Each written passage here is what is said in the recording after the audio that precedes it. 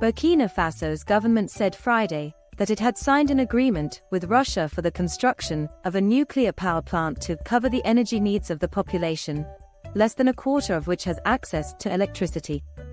Burkina Faso has been ruled by a military junta since last year, and has sought to diversify its international partners, moving closer to Russia in particular.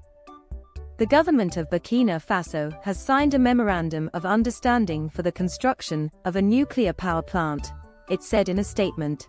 The construction of this nuclear power plant in Burkina Faso is intended to cover the energy needs of the population, it added. The agreement was signed at the Russian Energy Week in Moscow, which was attended by Burkina Faso's Energy Minister Simon Pierre Boussim and Nikolai Sparsky, the Deputy Director General of Russia's State Atomic Energy Agency Rosatom. The document fulfills the wish of the President of Burkina Faso, Captain Ibrahim Traoré, expressed last July at the Russia-Africa Summit during a meeting with his Russian counterpart Vladimir Putin, the statement said.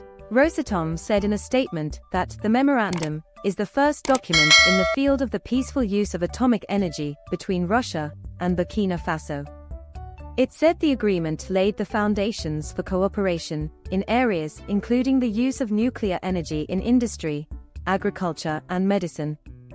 Just under 23% of Burkina Faso's population had access to electricity at the end of 2020, according to the African Development Bank. We plan, if we can, to build nuclear power plants by 2030, in order to solve the problem of the energy deficit, Russia's TASS news agency quoted Boussim as saying on Thursday.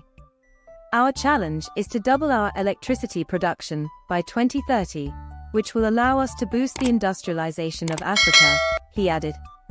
Burkina Faso imports a large part of its electricity from neighboring Ivory Coast and Ghana, while producing some of it locally, mainly through hydroelectric or solar power.